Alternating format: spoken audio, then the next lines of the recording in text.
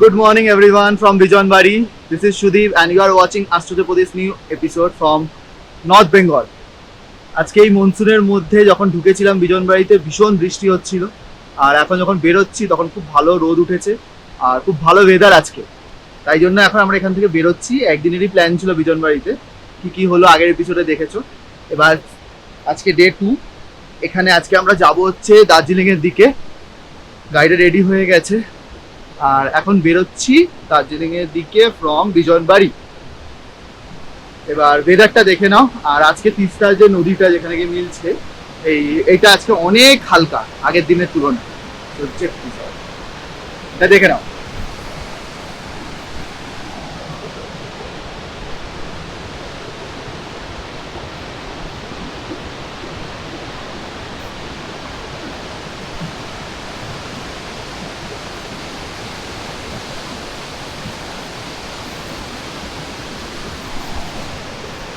আজকে আকাশটা দেখো, জাস্ট ফাটাফাটি। দার্জিলিং অবধি যেন এরকমই ওয়েদার পাওয়া যায় এটাই আশা করছি। দেখা যাক, ফিঙ্গার ক্রস কতটা হয়। Keep supporting and keep liking and sharing and subscribe. তো এখন ফাইনালি বিজনবাড়ি থেকে বেরোনো হচ্ছে। আমার সাথে আছে রমনীশ সাহা, দৈপায়ন আর ঈশিতা। কেমন লাগলো বিজনবাড়ি? দারুণ, কি বেশি ভালো লাগে? আবার না resort, the food, ambience, each and everything was super. আর আপনার? Sharing it. What do you mean by sharing it? Calm, comfortable, covered by nature. North Bengal সব ভ্রমণপ্রেমিক বাঙালির কাছেই খুব প্রিয় জায়গা। হ্যাঁ, এর আগেও আমি একবার এসেছিলাম নর্থ বেঙ্গলে, বাট এবার বর্ষায় পাহাড় দেখার স্বপ্ন নিয়ে চলে এলাম। দার্জিলিং আসার কারণ হচ্ছে বিজনবাড়িটা দেখার খুব ইচ্ছে ছিল, কারণ কি রঙ্গিত নদীর তীরে এই বিজনবাড়িটা যা ভিডিও দেখেছিলাম খুবই ভালো লেগেছিল। তার এক্সপিরিয়েন্স শেয়ার করেছি আমি আমার আগের ভিডিওতে। পশ্চিমবঙ্গ একটা এরকম একটা রাজ্য যেখানে সমুদ্রও পাওয়া যায় আর পাহাড়ও পাওয়া যায়, মানে দুটোই উপভোগ করতে পারো। এরকম খুবই কম রাজ্য আছে আমাদের ভারতবর্ষে যেটা এরকম পাহাড় সমুদ্র দুটোই উপভোগ করা যায়। দার্জিলিং তার ভূ প্রাকৃতিক সৌন্দর্য, চা ও দার্জিলিং হিমালয় রেলওয়েসের জন্য বিখ্যাত। দার্জিলিংয়ের জনপ্রিয়তা ব্রিটিশ রাজ্যের সময় থেকে বৃদ্ধি পেয়েছে, বিশেষ করে এটি যখন তাদের গ্রীষ্মকালীন রাজধানী হিসেবে গড়ে উঠেছিল। পূর্বে দার্জিলিং ছিল প্রাচীন গোর্খা রাজধানী। পরে সিকিমের মহারাজা ব্রিটিশদের দার্জিলিং উপহার করেন। দার্জিলিংয়ের পথে যাওয়ার সময় বিজনবাড়ি থেকে আমরা এই শিব মূর্তিটা দেখলাম। আমরা নামলাম না, কারণ অলরেডি অনেক দেরি হয়ে গেছিল। আমরা এই সুন্দর পাহাড়ি রাস্তাগুলো উপভোগ করতে করতে চললাম দার্জিলিংয়ের পথে। এই ব্রিজটা যেটার উপর যাচ্ছি সেই ব্রিজটার নামটা আমার ঠিক মনে নেই। যারা জানো তারা প্লিজ কমেন্ট সেকশনে মেনশন করো। দার্জিলিং তার অনাবিল সৌন্দর্য এবং মনোরম জলবায়ুর কারণে ভারতের একটি জনপ্রিয় ছুটির গন্তব্যস্থল হয়ে উঠেছে।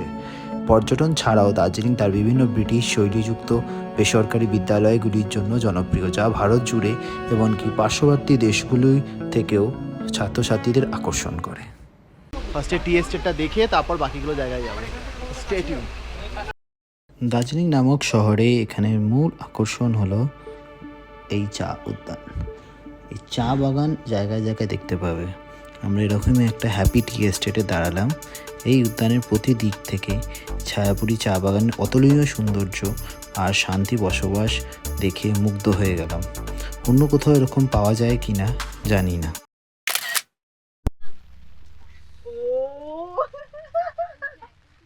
রেডি হয়ে গেছে। অন করে একটু দেখি আমার নিজের মুখটা। আমার খবর আবার কি, আর বলবেন না। আমি দেখি পিছনে নেই কিছু। এটা উঠলো কিন্তু এটা কিন্তু আমি ভিডিওতে দেবো। না, এটা আমি দেবই, আমি দেবই এটা ভিডিওতে। পিছনে যেও তুলছে, বুঝতে পারছি না কোন দিকে তাকাবো। সব দিকে তাকা, বি লাইক নরেন্দ্র মোদি। এরকম কর না, এইসব করো না, তুই এরকম পিছ দিয়ে থাকা।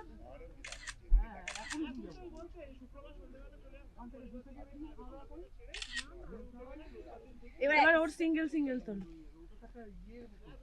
দেখি আগে কেমন এসছে। ই মা, ও রোগা, আমি কি মোটা আরো এক্সেসিভ। নিয়ে প্যাকেটে নিয়ে বাড়ি না, বেস্ট হচ্ছে কি জানিস, আমরা নিচে দাঁড়াতাম, আমরা উপর থেকে তুলবো ওইরকম। তোর আমরা উপরে দাঁড়াতাম, তোরা নিচ থেকে তুলতি।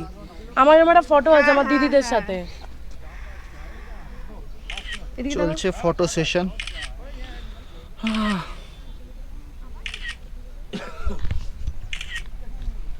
দেখি ফটো সেশন শেষ হওয়ার অপেক্ষায় আছি, কখন শেষ হবে তারপর বেরোবো যা হয়।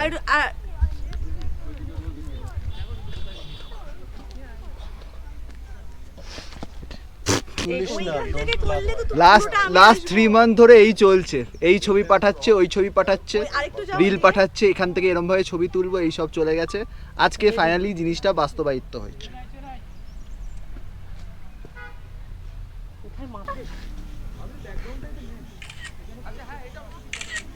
অন্য পোজ।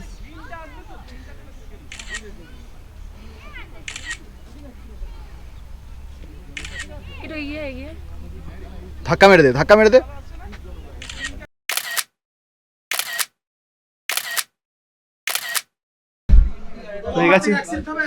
হয়ে গেছে ওখানে টি গার্ডেন ঘোরা শেষ। এখন এখানে অ্যাজ ইউজুয়াল যেটা করা হয়, চা খেতে এসেছি। তো সামনে এখানে স্টল নম্বর 18-এ দাঁড়িয়ে চা খাবো। চা খেয়ে তারপর বেরোবো। তার আগে চাটা খাওয়ার সঙ্গে সঙ্গে আর কেউ চা নিয়েও যাবে বাড়িতে, সেটাই করবো। সবাই করে ইউজুয়ালি। সুদীপ, তুই মিল্ক টি খাবি না ব্ল্যাক টি খাবি? Milk tea.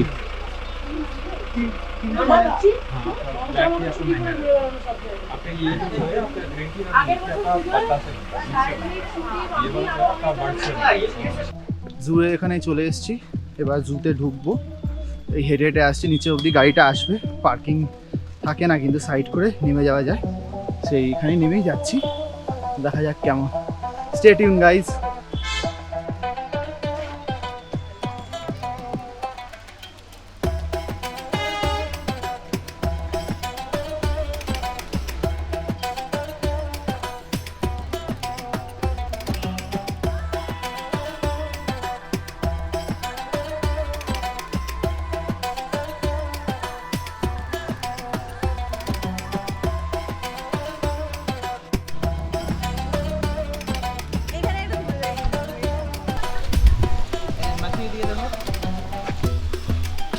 হয়ে গেছে, এখন ঢুকে পড়েছি। 10 টাকা করে চার্জেস নিয়েছে। হাঁপাচ্ছি, অনেকটা খাড়া রাস্তা। মাস্ত ওয়েদার, ওয়েদারটা দারুণ এখানে। জাস্ট দেখো কুয়াশাগুলো।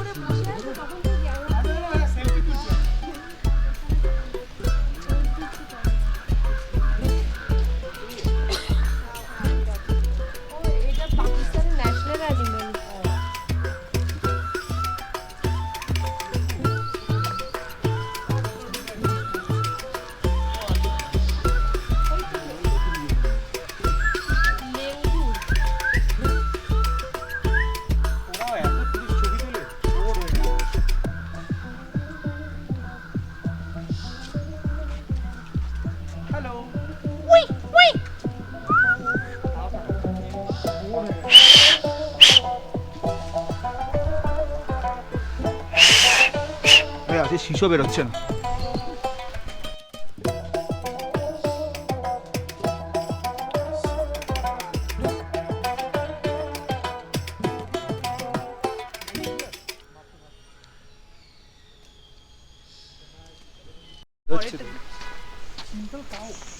এরকম ওয়েদারই সবচেয়ে বেশি ভালো লাগে ঘুরতে।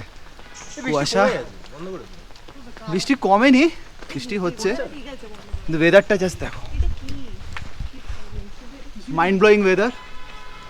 এরকম ওয়েদার লাস্ট দেখেছিলাম তুংনাতে কিছুদিন, এই বছরেই দেখলাম, যেটা ব্লগটা আছে, ওটাও দেখে নাও। এখানে একটা royal Bengal tiger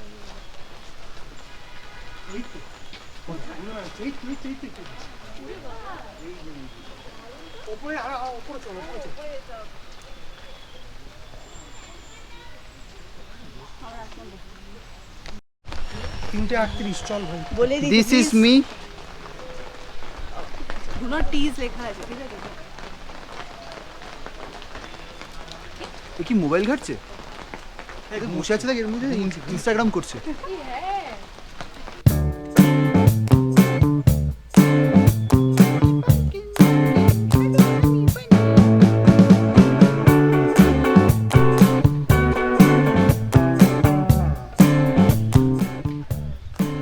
red panda দেখা শেষ। রেড পান্ডা দেখি এবার পিকাকের সেকশনটা এখানে আছে, একদম পাশ থেকে উঠে একটার পর একটা।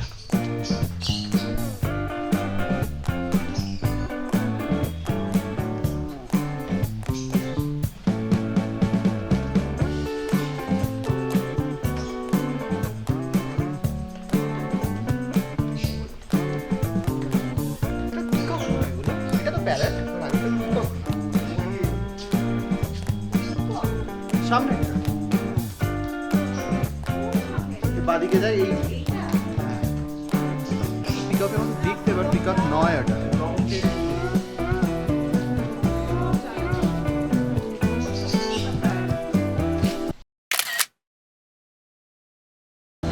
দার্জিলিং মল এরিয়াতে চলে এলাম, এখন হোটেলের দিকে যাব।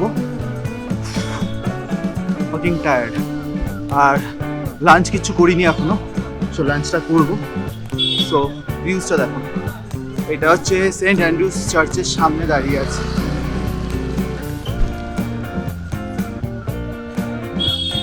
চার্চের সামনে, আর একটা খুব পপুলার জায়গা যেখান থেকে প্রচুর ছবি টবি তোলা হয়, সেই জায়গাটাই দেখাচ্ছি।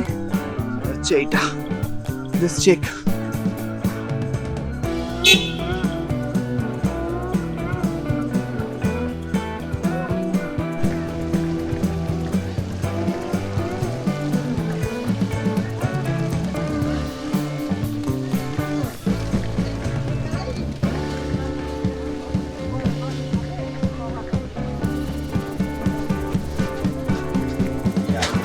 গেটটা, এখান থেকে ভিউগুলোটা খুব সুন্দর, এটা দেখতে পারবি। হ্যাঁ, ওয়াশরুমটা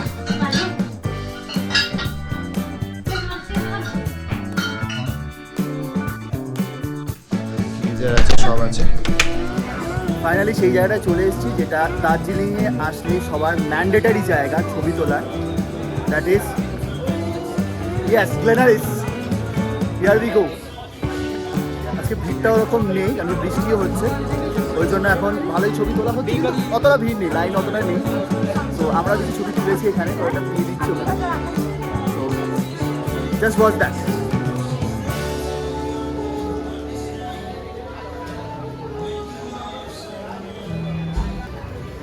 এনজয় দ্য ভাইব। দার্জিলিংয়ের সন্ধ্যায় দারুণ তীর্থস্থান হলো চৌরাস্তা বা মাল রোড।